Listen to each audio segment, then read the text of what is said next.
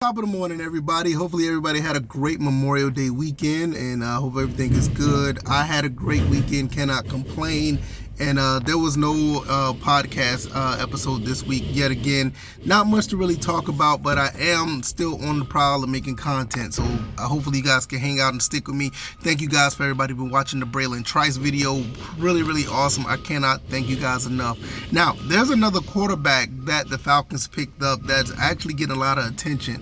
Shout out to the SI.com Falcons report. If you want fair, honest, and I ain't gonna say really positive, but just fair reporting of the Falcons, that is the place to go. I'm gonna leave a link down in the description to this article where they talk about quarterback John Paddock and talk about how well he's done during OTAs. We all talk about Kirk Cousins, we all talk about Michael Penix, but there's another quarterback that nobody's talking about, and is John Paddock. I think he played for Illinois or something like that. He played very well coming from Ball State, and he's just basically doing everything that's being told at a high level.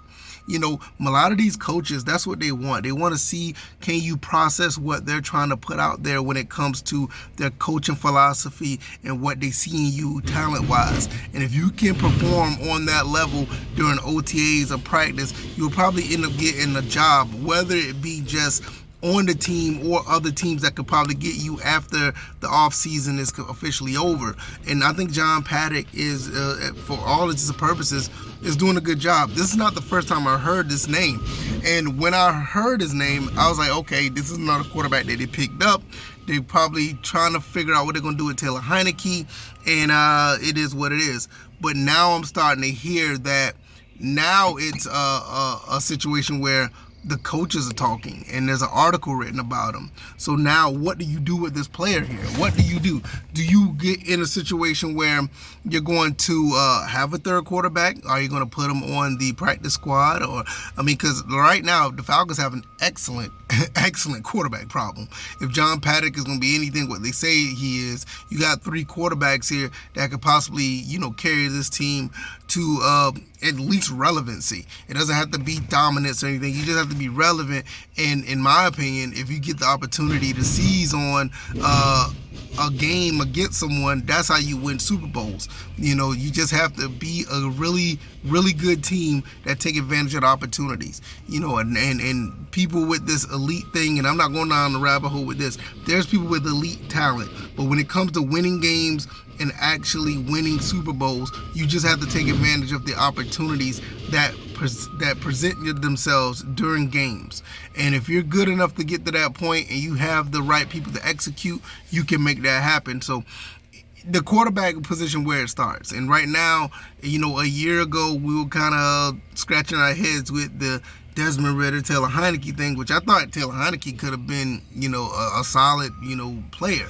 But now we've basically overhauled everything from Cousins to Penix, and now Paddock, where I feel like Heineke kind of like the odd man out right now.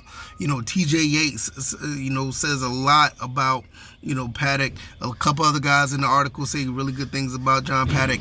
And it, like I said, I'm not saying that this guy's going to be QB1 for the Falcons. I'm not saying that, you know, he's going to be QB2. You know, it looked like it's going to be Penix and it's going to be Kirk Cousins at QB1. But when you look at the scouting report, you look at what these guys have been doing, you know, since Raheem Morris and Zach Robinson and them come in, it looked like regardless what happens with John Paddock, you should have some type of reassurance that the scouting report and the scouting of this team is actually on point, where you could bring guys in like this and actually, you know, get some good results based on what you scouted, and the guys is pretty much becoming everything that you thought he would be.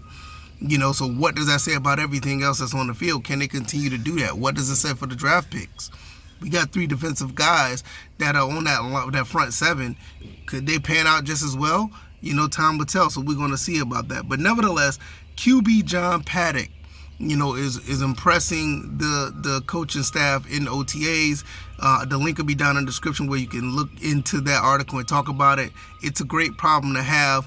Another quarterback, you know, we all talk about Cousins and Penix, but Paddock is another guy that they're liking as well. So we're going to keep an eye on this, and we're going to see how that goes. If you like this commentary, the like button, share this video, subscribe to the channel if you haven't already. And I'm going to get back on my grind, man. Y'all guys enjoy the rest of y'all day. It is a nice day out here so far in the city of Atlanta. Not bad at all. It was pretty rainy yesterday, though. Really bad, but it's pretty nice today. Really awesome. All right, y'all. I'm out. Peace.